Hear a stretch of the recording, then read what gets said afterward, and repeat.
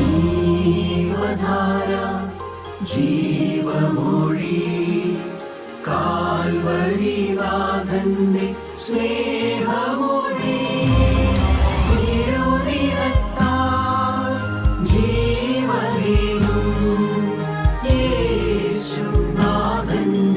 ജീവമൊഴി ജീവധാര ജീവധാര ജീവധാര.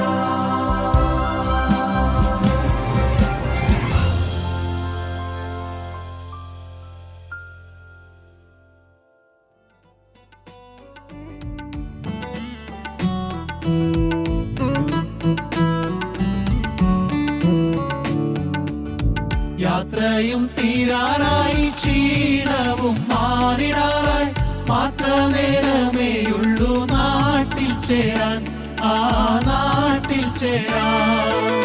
യാത്രയും തീരാറായി ക്ഷീണവും മാറിടാറായി മാത്രനേരമേയുള്ളൂ നാട്ടിൽ ചേരാൻ ആ നാട്ടിൽ ചേരാൻ. അല്ലൽ വേടിഞ്ഞു തവ വല്ലഭൻ കാന്തയായി ഹല്ലേലൂയ ഗാനങ്ങൾ പാടി വാഴാം. ഹല്ലേൽ വീടിഞ്ഞു തവ വല്ലഭൻ കാന്തയായി ഹല്ലേലൂയ ഗാനങ്ങൾ പാടി വാഴാം. മായലോകം വിട്ട മരുവാസിയാം പരദേശിക്ക് സിയോൻ പുരി എന്നൊരു നാടുണ്ട്. സ്വർഗ സിയോൻ പുരി എന്നൊരു നാടുണ്ട്. മായലോകം വിട്ട മരുവാസിയാം പരദേശിക്ക് സിയോൻ പുരി എന്നൊരു നാടുണ്ട്. സ്വർഗ സിയോൻ പുരി എന്നൊരു നാടുണ്ട്. ദൈവ തിരുനാമത്തിന് മഹത്വമുണ്ടാകട്ടെ. നിങ്ങളുടെ മുമ്പിൽ കർത്താവിൻ്റെ സാക്ഷിയായി ഇന്ന് ഇവിടെ വരുവാൻ തക്കവണ്ണം ദൈവം എനിക്ക് സംഗതിയാക്കിയതിനാൽ ഞാൻ നന്ദിയോടെ ദൈവത്തെ സ്തുതിക്കുന്നു, സ്തോത്രം ചെയ്യുന്നു. ഇന്നത്തെ ചിന്തയ്ക്ക് ആധാരമായി നമുക്ക് മത്തായിയുടെ സുവിശേഷം 18-ാം അധ്യായം 35-ാം വാക്യം വായിക്കാം. നിങ്ങൾ ഓരോരുത്തൻ സഹോദരനോട് ഹൃദയപൂർവ്വം ക്ഷമിക്കാഞ്ഞാൽ സ്വർഗസ്ഥനായ എൻ്റെ പിതാവ് അങ്ങനെ തന്നെ നിങ്ങളോടും ചെയ്യും. ദൈവത്തിന് സ്തോത്രം. ക്ഷമിക്കാതിരുന്നാൽ എന്താണ് അതിൻ്റെ ബുദ്ധിമുട്ടെന്നെല്ലാം കർത്താവ് പറഞ്ഞ് മനസ്സിലാക്കുകയാണ്. കർത്താവിനെ പറ്റി പറയുമ്പോൾ പറയുന്നത് ദീർഘക്ഷമയുള്ള ദൈവം എന്നാണ്.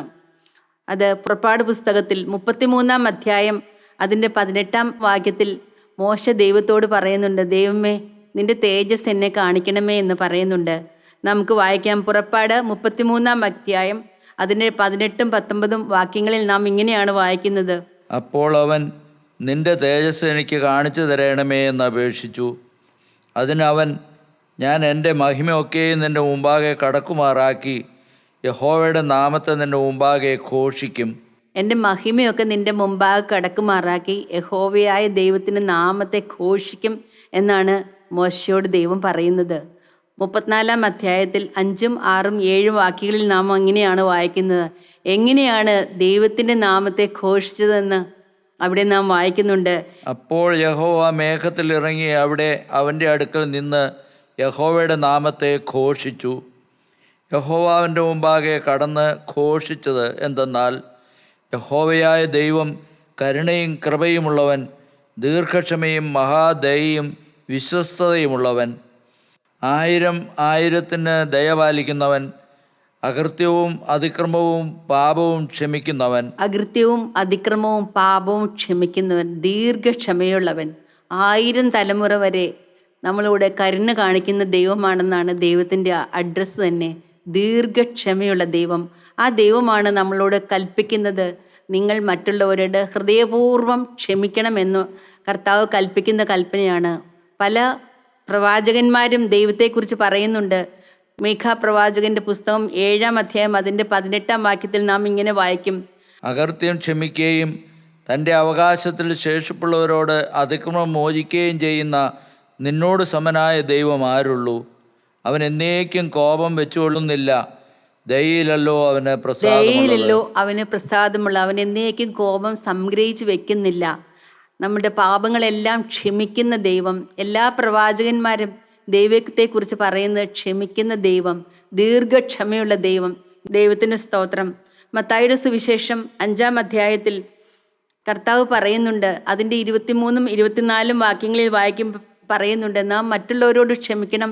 അതല്ല, മറ്റുള്ളവർക്ക് നമ്മളോട് എന്തെങ്കിലും ഉണ്ടെങ്കിൽ കർത്താവ് പറയുകയാണ്, നാം ഒരു വഴിപാട് കഴിക്കുമ്പോൾ, വഴിപാട് കഴിക്കാനായിട്ട് ദൈവാലയത്തിൽ ചെന്ന് നിൽക്കുമ്പോൾ നമുക്ക് സഹോദരനോടൊരു കുഴപ്പവുമില്ല, പക്ഷേ സഹോദരന് നമ്മോട് വല്ലതും ഉണ്ടെന്ന് നമുക്ക് തോന്നിയാൽ നിന്റെ വഴിപാട് അവിടെ വെച്ചേച്ച് നീ ചെന്ന് ആദ്യം നിന്റെ സഹോദരനോട് നിരന്നുകൊള്ളുവാനാണ് ദൈവം പറയുന്നത്.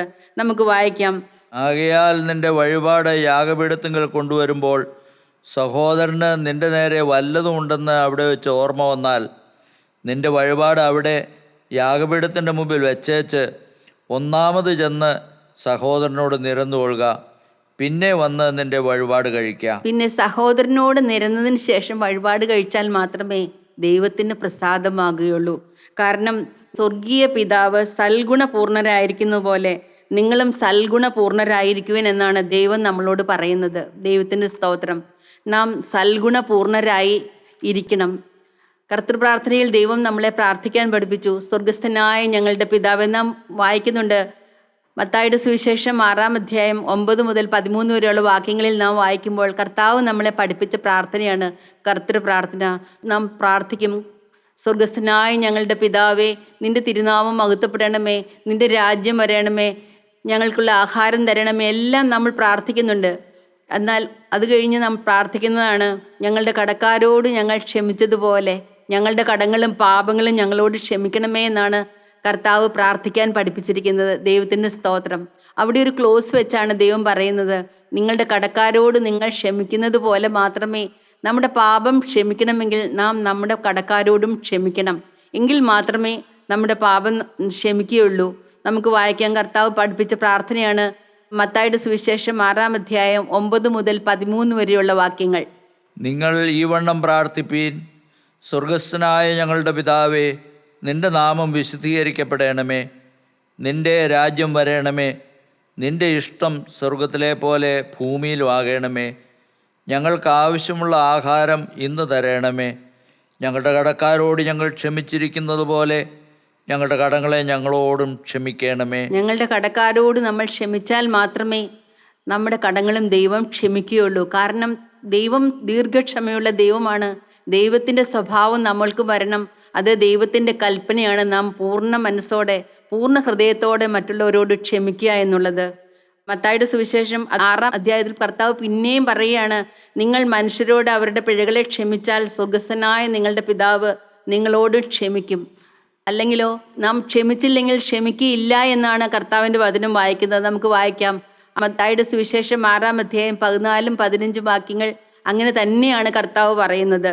നിങ്ങൾ മനുഷ്യരോട് അവരുടെ പിഴകളെ ക്ഷമിച്ചാൽ സ്വർഗസ്ഥനായ നിങ്ങളുടെ പിതാവ് നിങ്ങളോടും ക്ഷമിക്കും. നിങ്ങൾ മനുഷ്യരോട് പിഴകളെ ക്ഷമിക്കാഞ്ഞാലോ നിങ്ങളുടെ പിതാവ് നിങ്ങളുടെ പിഴകളെയും ക്ഷമിക്കുകയില്ല. അതുകൊണ്ട് നാം ക്ഷമിക്കുന്നവരായിരിക്കണമെന്നും നമ്മുടെ പിതാവ് ദീർഘക്ഷമയുള്ളതാണെന്നും അങ്ങനെയുള്ള ദൈവത്തിൻ്റെ മുമ്പിൽ നാം ക്ഷമിക്കുന്നവരായിരിക്കണമെന്നും കർത്താവ് പഠിപ്പിച്ചു. ഇതെല്ലാം കേട്ടപ്പോൾ പത്രോസ് അപ്പോസ്തലൻ യേശുവിനോട് ചോദിക്കുകയാണ്, കർത്താവെ, എത്ര പ്രാവശ്യം ക്ഷമിക്കണം? ഒരു 7 പ്രാവശ്യമൊക്കെ മതിയോ കർത്താവെ എന്ന് കർത്താവിനോട് ചോദിക്കുകയാണ്.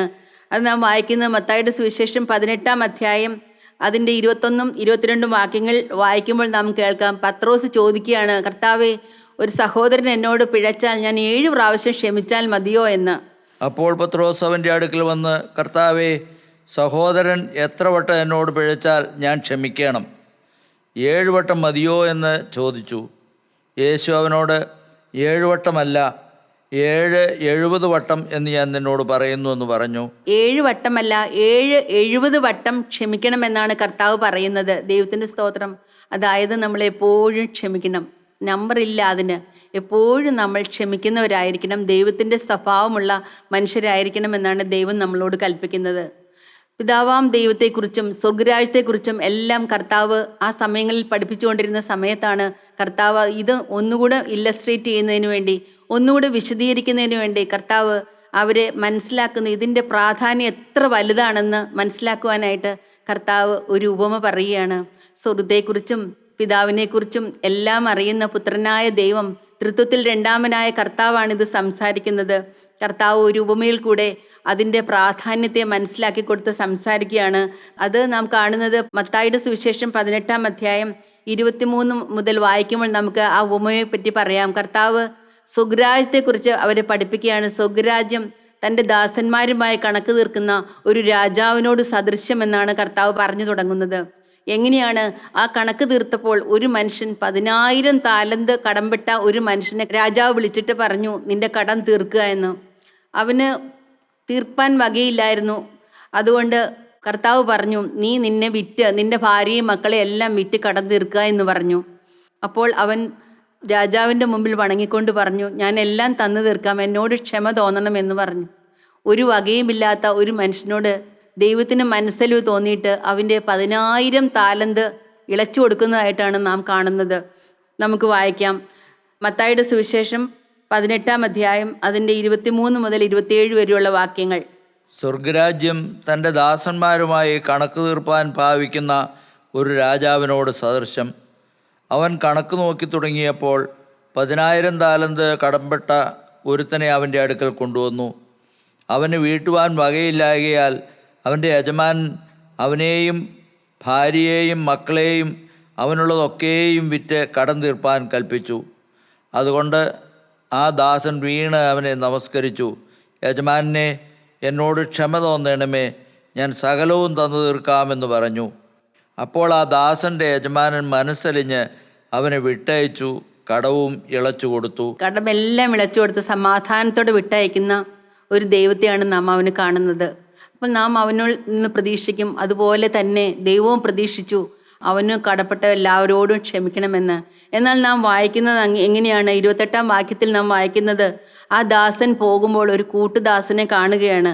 ആ കൂട്ടുദാസൻ അവനൊരു 100 വെള്ളിക്കാശ്, ആ 10,000 താലന്ത് കമ്പയർ ചെയ്യുമ്പോൾ 100 വെള്ളിക്കാശ് എന്ന് പറയുന്ന ഒന്നുമില്ല. എന്നാലും അവൻ്റെ തൊണ്ടയ്ക്ക് പിടിച്ച് ഞെക്കി അവനെ ഉപദ്രവിക്കുന്നതായിട്ടാണ് നാം കാണുന്നത്. നിന്റെ കടം തീർക്കുക എന്ന് പറയുന്നു. ഇതുപോലെ തന്നെ ആ മനുഷ്യനോടും ഈ കൂട്ടുദാസൻ പറയുന്നു, എന്നോട് ക്ഷമ തോന്നണം, എന്നോട് ക്ഷമിക്കണം, ഞാൻ എല്ലാം തന്നു തീർക്കാം. പക്ഷേ അവന് ക്ഷമിക്കാൻ മനസ്സായില്ല. അവൻ കടം വീട്ടുവോളം അവനെ തടവിലാക്കിച്ചു എന്നാണ് നാം വായിക്കുന്നത്. എത്ര വലിയ തെറ്റാണ് ചെയ്തതെന്ന് നമ്മൾ ഓർക്കും. കാരണം അവന് 10,000 താലന്ത് ക്ഷമിച്ചു കൊടുത്തിട്ട് അവനൊരു 100 വെള്ളിക്കാശ് ക്ഷമിക്കാൻ മനസ്സായില്ലല്ലോ എന്നെല്ലാം നമ്മൾ അവനെ വിധിക്കും. എന്നാൽ യഥാർത്ഥത്തിൽ ഇത് തന്നെയാണ് നാം നമ്മുടെ സഹോദരന്മാരോട് ക്ഷമിക്കാതിരിക്കുമ്പോൾ ദൈവം നമ്മളെക്കുറിച്ച് കാണുന്നത്. നമുക്ക് വാസ്തവമായി നമുക്ക് ദൈവത്തിൽ നിന്ന് ക്ഷമ ലഭിച്ചാൽ നാം അത് ചെയ്ത് ആ ക്ഷമ മറ്റുള്ളവരിലേക്ക് കാണിക്കേണ്ടതാണ്. അപ്പോൾ ഇതെല്ലാം കാണുന്ന ദൈവമുണ്ട്, അവരുടെ കൂട്ടുദാസന്മാരെല്ലാം ഉണ്ട്. ആ കൂട്ടുദാസന്മാർക്കറിയാം ഇവന് 10,000 താലന്ത് ആണ് ക്ഷമിച്ചു കൊടുത്തിരിക്കുന്നത് എന്നും ഒരു 100 വെള്ളിക്കാശ് പോലും ഇവന് ക്ഷമിക്കാൻ സാധിച്ചില്ല എന്നും എല്ലാം കേട്ടപ്പോൾ കൂട്ടുദാസന്മാർക്ക് ഭയങ്കര സങ്കടമായി വന്നിരുന്നത്. ആ കൂട്ടുദാസന്മാർ ചെന്ന് യജമാനോട് പറഞ്ഞു, യജമാനെ കണ്ടോ, അവൻ ചെയ്തത് കണ്ടോ എന്ന്. അപ്പോൾ നാം വായിക്കുന്നത് യജമാനൻ കോപിച്ചു എന്നാണ് പറയുന്നത്. യജമാനൻ കോപിച്ചു, അവനെ വിളിച്ചു. അവന് വിളിക്കുന്നത് ദുഷ്ടദാസനെ എന്നാണ്. കാരണം അവൻ ദുഷ്ടദാസനായി പോയി.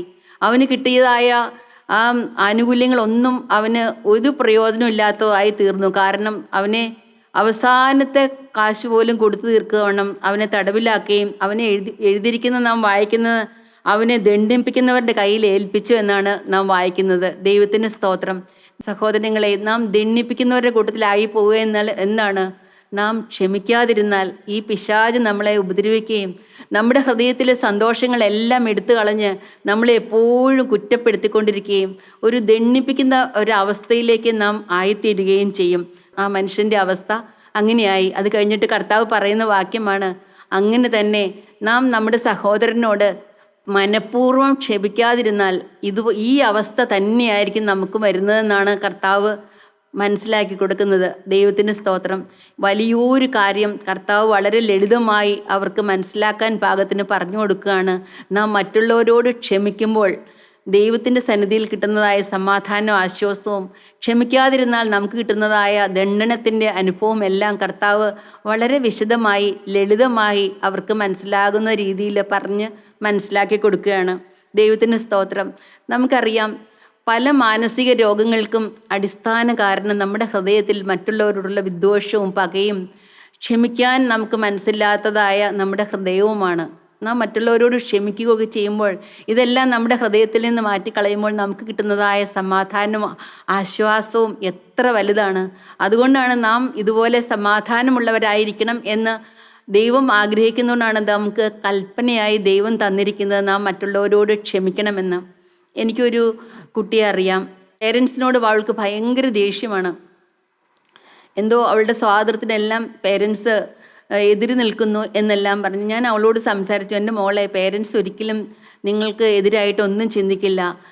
നമുക്ക് നന്മയുണ്ടാവണമെങ്കിൽ നമ്മുടെ പേരൻസിനെ റെസ്പെക്റ്റ് ചെയ്യണം. അവർക്ക് എന്തെങ്കിലും തെറ്റ് വന്നില്ല അവരോട് ക്ഷമിക്കണം. അപ്പോൾ ആ കുട്ടി പറഞ്ഞു, ഇല്ല, ഒരിക്കലും എനിക്ക് ക്ഷമിക്കാൻ സാധിക്കില്ല, എനിക്ക് അങ്ങനെയുള്ള നന്മ വേണ്ട എന്ന്. ഇന്ന് പലരും അങ്ങനെ നന്മ വേണ്ട എന്ന് പറഞ്ഞ് ക്ഷമിക്കാൻ മനസ്സില്ലാതെ ഇന്ന് നടക്കുന്നു. ഞാൻ ഓർക്കുന്നു, ആ കൊച്ച് എത്ര വിഷമിച്ചാണ്, എത്ര മാനസികമായ അസ്വസ്ഥതയോടാണ് ഈ ക്ഷമിക്കാൻ മനസ്സില്ലാതെ ആ കുട്ടി ജീവിക്കുന്നതെന്ന് ഞാൻ വേദനയോടെ ഓർത്തു പോവുകയാണ്. ദൈവത്തിന് സ്തോത്രം. എന്നാൽ എൻ്റെ അനുഭവം പറയുകയാണെങ്കിൽ എനിക്കറിയാം, എൻ്റെ പിതാവ് ഒരു ദൈവ പൈതലായിരുന്നു, ദൈവവേലയോട് ചേർന്നിരുന്ന ആളായിരുന്നു. എൻ്റെ അപ്പച്ചനോട് എനിക്ക് പലപ്പോഴും പല ഇഷ്ടക്കുറവുകളെല്ലാം ഉണ്ടായിട്ടുണ്ടായിരുന്നു. അപ്പോൾ ഞാൻ ഓർത്തു, കർത്താവ്, ഇതിങ്ങനെ വെച്ച് എനിക്കൊരിക്കലും ദൈവരാജ്യത്തിൽ പോകുവാൻ സാധിക്കില്ലല്ലോ. എൻ്റെ ദൈവമേ, എനിക്കിതെല്ലാം ഒന്ന് മാറ്റിത്തരണമേ. എൻ്റെ ഹൃദയത്തിൽ ഒരു കയ്പില്ലാത്ത ഒരു അനുഭവം, അതുമല്ല ഒരു സ്നേഹത്തോടെ എൻ്റെ പിതാവിനോടുകൂടെ വസിക്കുവാൻ തക്കവണ്ണം എൻ്റെ കർത്താവേ, എൻ്റെ ഈ പാപം ഒന്ന് മാറ്റിത്തരണമേ എന്ന് നിലവിളിച്ചു. ദൈവത്തിൻ്റെ സ്തോത്രം. പാപികളുടെ നിലവിളി കേൾക്കുന്ന ദൈവം നമ്മുടെ ഇല്ലായ്മയിലും അല്ലായ്മയിലും ദൈവസന്നിധിയിലേക്ക് നോക്കി നാം ആത്മാർത്ഥതയോടെ പ്രാർത്ഥിച്ചാൽ പ്രാർത്ഥന കേൾക്കുന്ന ദൈവം, എൻ്റെ ദൈവം അതെല്ലാം മാറ്റി എൻ്റെ പിതാവിനെ സ്നേഹിക്കുവാനും വലിയൊരു സ്നേഹവും ഒരു മനസ്സും എൻ്റെ ദൈവം എനിക്ക് തന്നു. അപ്പച്ചൻ്റെ അവസാന സമയത്തെല്ലാം അപ്പച്ചനെ ശുശ്രൂഷിക്കാനും എല്ലാം എൻ്റെ ദൈവം എനിക്ക് ഭാഗ്യം തന്നു. അധികനാൾ ശുശ്രൂഷിക്കേണ്ട വന്നില്ല. അപ്പച്ചൻ കടന്നുപോയി. കടന്നു വരുന്നതിന് മുമ്പ് ഒരു സമാധാനമുള്ള ഹൃദയം പ്രാപിക്കുവാൻ, അത് കണ്ട് സന്തോഷത്തോടെ എൻ്റെ പിതാവിന് കടന്നു പോകുവാനും എല്ലാം ദൈവം കൃപ ചെയ്തു. ദൈവത്തിന് സ്തോത്രം. ഈ ക്ഷമയുടെ, പാപക്ഷമയുടെ, അല്ലെങ്കിൽ ദൈവം നമുക്ക് മോചിച്ചെന്ന ക്ഷമിക്കുന്ന സ്വഭാവം നമ്മുടെ ജീവിതത്തിൽ ഏറ്റവും നമുക്ക് അനുഭവപ്പെടുന്നത് നമ്മുടെ കുടുംബജീവിതത്തിലാണ്. നമ്മൾ അന്യോന്യം ക്ഷമിക്കുകയും പൊറുക്കുകയും എല്ലാം ചെയ്താൽ നമ്മുടെ കുടുംബം ഒരു സ്വർഗീയ സന്തോഷം അനുഭവിക്കുവാനായിട്ട് സാധിക്കും. അത് സാധിച്ചില്ലെങ്കിലോ നമ്മളെപ്പോഴും നമ്മുടെ കുടുംബം അസ്വസ്ഥമായിട്ടിരിക്കും. എപ്പോഴും അസന്തുഷ്ടിയും എല്ലാമായിരിക്കും നമ്മുടെ കുടുംബ ജീവിതത്തിൽ വരുന്നത്. ദൈവത്തിന് സ്തോത്രം. എൻ്റെ കർത്താവിന് സ്തോത്രം. ഞാൻ സാക്ഷ്യത്തോടെ പറയാം, ഞാൻ ഒരു രക്ഷിക്കപ്പെട്ട ഒരു ദൈവബദലായി, യേശുവുള്ള സമ്പത്തുള്ള ഒരു ഭാര്യയായി കുടുംബജീവിതത്തിലേക്ക് പ്രവേശിക്കുവാൻ എൻ്റെ ദൈവം എനിക്ക് ഭാഗ്യം തന്നു. എൻ്റെ ഭർത്താവ് ഒരു സാധാരണ ഒരു ക്രിസ്ത്യാനി, രക്ഷയുടെ സന്തോഷം എന്താണെന്നോ പാപക്ഷമയുടെ സമാധാനം എന്താണെന്നോ ഒന്നും അറിയാത്ത ഒരു മനുഷ്യനായിരുന്നു എൻ്റെ ഭർത്താവ്. ദൈവത്തിന് സ്തോത്രം. ജീവിച്ചു വന്നപ്പോൾ എനിക്ക് മനസ്സിലായി, ഞങ്ങളുടെ രണ്ടുപേരുടെയും സ്വഭാവം ഒരിക്കലും ഒന്നിനും ചേരുകയില്ല എന്നും, എൻ്റെ ഒരു കുതിരയുടെ സ്വഭാവം പോലെ ചാടുന്ന പ്രകൃതമാണെങ്കിൽ എൻ്റെ ഭർത്താവ് ഏറ്റവും താഴ്മയും എളിമയും വളരെ വിനയമുള്ള ഒരാളായിരുന്നു. അങ്ങനെയുള്ള ഒരാളുടെ കൂടെ ജീവിക്കുവാൻ പലപ്പോഴും എനിക്ക് വിഷമം വന്നിട്ടുണ്ട്. ഞങ്ങളുടെ സ്വഭാവം എല്ലാം രണ്ട് എക്സ്ട്രീംസ് പോലെ വ്യത്യസ്തങ്ങളായിരുന്നു.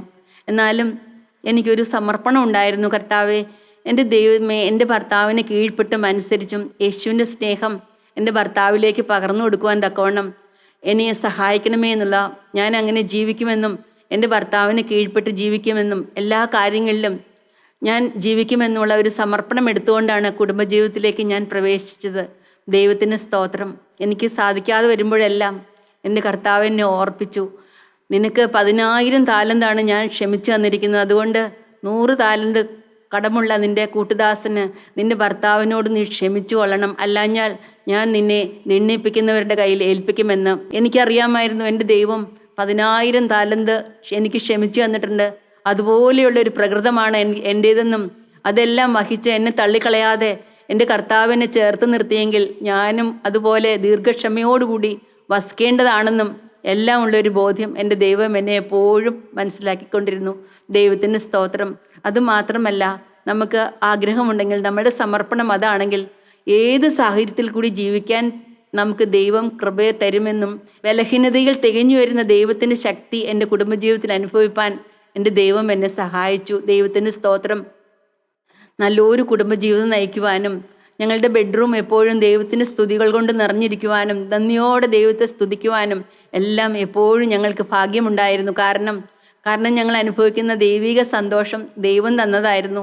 ഒരിക്കലും എനിക്ക് സാധിക്കാത്തത് എന്നെ ശക്തനാക്കുന്ന എൻ്റെ ദൈവം തന്നതായിരുന്നുകൊണ്ട് എപ്പോഴും ദൈവത്തെ മഹത്വപ്പെടുത്തിക്കൊണ്ടും പൂർണ്ണ ഉത്തരവാദിത്വം എല്ലാത്തിനും എൻ്റെ ദൈവത്തിന് കൊടുത്തുകൊണ്ട് ജീവിക്കുവാൻ എൻ്റെ ദൈവം എന്നെ സഹായിച്ചു. ദൈവത്തിന് സ്തോത്രം.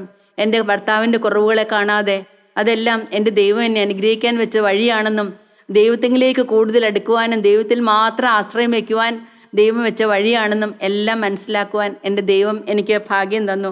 ദൈവത്തിന് സ്തോത്രം. എൻ്റെ ദൈവത്തിന് സ്തോത്രം. പരിണിത ഫലം എന്തുണ്ടായി? ദൈവം ഞങ്ങളുടെ കുടുംബത്തെ അനുഗ്രഹിച്ചു, ഞങ്ങളുടെ കുഞ്ഞുങ്ങളെ അനുഗ്രഹിച്ചു. അവരിന്ന് സന്തോഷമുള്ള കുടുംബജീവിതം, ഇന്ന് എൻ്റെ മക്കൾ എല്ലാവരും സന്തോഷത്തോടെ ജീവിക്കുന്നത് കാണുവാനും ആ ദൈവം വിഭാവനം ചെയ്യുന്ന സ്വർഗീയ സന്തോഷമുള്ള കുടുംബജീവിതം നയിക്കുന്നത് കാണുവാനും ദൈവം എനിക്ക് ഭാഗ്യം തന്നു. എല്ലാം എങ്ങനെ സാധിച്ചു? ഞാൻ ചിലപ്പോൾ ഓർക്കാറുണ്ട്, കർത്താവ് ഇത്രയൊന്നും ഞാൻ വിചാരിച്ചില്ല. ഒന്ന് സാധുവായ ഒരാളുടെ സമർപ്പണം ഏറ്റുവാങ്ങി അതെല്ലാം നിവർത്തി തരുവാൻ കഴിവുള്ള ശക്തനായ ദൈവത്തിൻ്റെ കരങ്ങളിലേക്ക് നമ്മുടെ ജീവിതം കൊടുത്താൽ നമ്മുടെ ഭവനം നമുക്ക് പണിയാം. സ്ത്രീകളിൽ ജ്ഞാനിയായവൾ തന്നെ ഭവനം പണിയുന്നുവെന്ന് നാം വായിക്കുന്നുണ്ട്. സദൃശവാക്യം 14:1. കർത്താവായ യേശുക്രിസ്തുവാണ് ആ ജ്ഞാനം. ആ ജ്ഞാനമുണ്ടെങ്കിൽ സ്ത്രീകൾക്ക് ഭവനം പണിയാം. ആ കർത്താവിനോടുകൂടി പണിയുന്ന ഭവനം സ്ഥിരമായി നിൽക്കും, ആർക്കും പൊളിച്ചു കളയാൻ പറ്റുകയില്ല. നമ്മുടെ തലമുറ അനുഗ്രഹിക്കപ്പെട്ടിരിക്കും. ദൈവത്തിൻ്റെ സ്തോത്രം. നമ്മൾ ആരോടൊക്കെയാണ് ക്ഷമിക്കേണ്ടത്?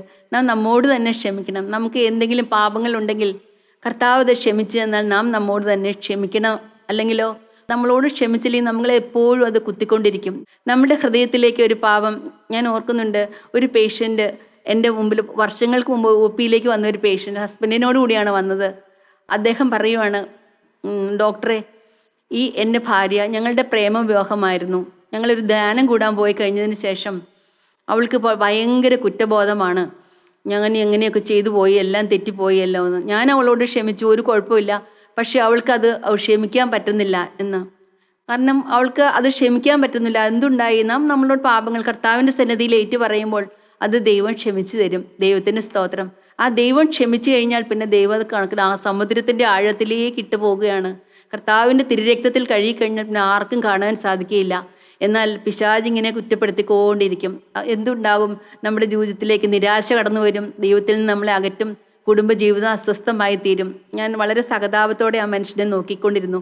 കാരണം കർത്താവ് ക്ഷമിച്ചു എന്ന പാപങ്ങൾ നമ്മളും ക്ഷമിക്കണം, നമ്മളോട് ക്ഷമിക്കണം, നാം മറ്റുള്ളവരോട് ക്ഷമിക്കണം. നമ്മൾ അപ്പം തന്നെ ക്ഷമിച്ചിരിക്കണം. പിന്നെ നാളെ ആവട്ടെ എന്നൊന്നും ഓർക്കണ്ട.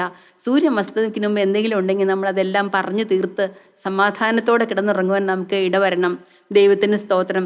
1 കൊരിന്ത്യർ 13-ാം അധ്യായത്തിൽ നാം സ്നേഹത്തെക്കുറിച്ച് വായിക്കുമ്പോൾ അതിൻ്റെ 4-ാം വാക്യം നാം ഇങ്ങനെയാണ് വായിക്കുന്നത്: സ്നേഹം ദീർഘമായി ക്ഷമിക്കുകയും ദയ കാണിക്കുകയും ചെയ്യുന്നു. ദൈവത്തിൻ്റെ സ്തോത്രം. സ്നേഹം ദീർഘമായി ക്ഷമിക്കുന്ന സ്നേഹമാണ്. ദൈവത്തിൻ്റെ സ്തോത്രം. ഗലാത്യർ 5-ാം അധ്യായം 22-ാം വാക്യത്തിൽ ആത്മാവിൻ്റെ ഫലത്തിൽ പറയുന്നത് ഏതാണ്? സ്നേഹം, സന്തോഷം, സമാധാനം, ദീർഘക്ഷമ, ദയ, പരോപകാരം. നാം വായിക്കുമ്പോൾ 9 കൂട്ടം കാര്യങ്ങളിൽ പറയുന്നതാണ് ആത്മാവിൻ്റെ ഫലമാണ് ദീർഘക്ഷമ. ദൈവത്തിന് സ്തോത്രം. ദൈവത്തിന് സ്തോത്രം. ഈ ക്ഷമിച്ചാലുണ്ടാകുന്ന ഗുണമാണ് നമുക്ക് സമാധാനം, ആശ്വാസം. ഇതെല്ലാം ആത്മാവിൻ്റെ ഫലങ്ങൾ ഉണ്ടാക്കുവാനായിട്ട് നമുക്ക് സാധിക്കും. നമ്മുടെ കൂട്ടായ്മയിലാണെങ്കിലും ദൈവത്തിൻ്റെ വചനം പറയും, സഹോദരന്മാർ ഒത്തൊരുമിച്ച് വസിക്കുന്നത് എത്ര ശുഭവും എത്ര മനോഹരവുമാകുന്നു. ആ ഒരുമയോടെ ജീവിക്കുന്ന സ്ഥലത്ത് അവിടെയാണ് ശാശ്വതമായ അനുഗ്രഹങ്ങൾ ദൈവം കൽപ്പിച്ചിരിക്കുന്നതെന്നാണ് നാം വായിക്കുന്നത്. ദൈവത്തിൻ്റെ സ്തോത്രം. ഇയ്യോബിൻ്റെ പുസ്തകത്തിൽ നാം വായിക്കുന്നുണ്ട്. അതിൻ്റെ 42-ാം അധ്യായം 10-ാം വാക്യത്തിൽ നാം ഇങ്ങനെയാണ് വായിക്കുന്നത്.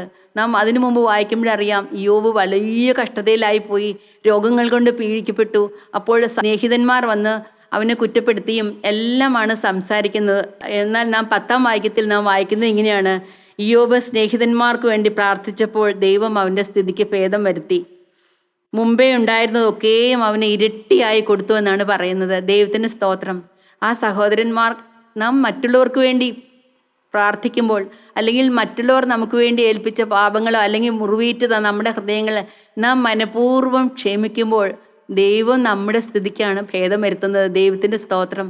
ഇയ്യോബിന് ദൈവം കൊടുത്തു, അവന് മുൻകാലങ്ങളെക്കാൾ ഇരട്ടിയായി ദൈവം അവനെ അനുഗ്രഹിക്കുകയും അവനെല്ലാം തിരിച്ചു കൊടുക്കുകയും ചെയ്യാണ്. അവൻ്റെ സ്ഥിതിക്ക് ഭേദം വന്നു, അവൻ്റെ രോഗം മാറുന്നതായിട്ട് നാം കാണുന്നത്. ദൈവത്തിൻ്റെ സ്തോത്രം. ഇയ്യോബിന് വേണ്ടിയല്ല ഇയ്യോബ് പ്രാർത്ഥിച്ചത്, ഇയ്യോബ് മറ്റുള്ളവർക്ക് വേണ്ടിയാണ് പ്രാർത്ഥിച്ചത്. ദൈവത്തിന് സ്തോത്രം. നമുക്ക് മറ്റുള്ളവരോട് നാം ചെയ്തിട്ടുള്ള പാപങ്ങളെല്ലാം നമുക്ക് ക്ഷമിച്ച്, മനഃപൂർവ്വമായി ക്ഷമിച്ച് കർത്താവ് തരുന്നതായ പാപക്ഷമ അനുഭവിച്ചുകൊണ്ട് നമുക്ക് ജീവിക്കാം. ഒത്തൊരുമിച്ച് ഒരുമയോടെ നമുക്ക് കർത്താവിൻ്റെ വേലയിൽ പങ്കാളികളാകാം. ദൈവം അതിനിടയാക്കട്ടെ. ദൈവനാമം മാത്രം മഹത്വപ്പെടട്ടെ.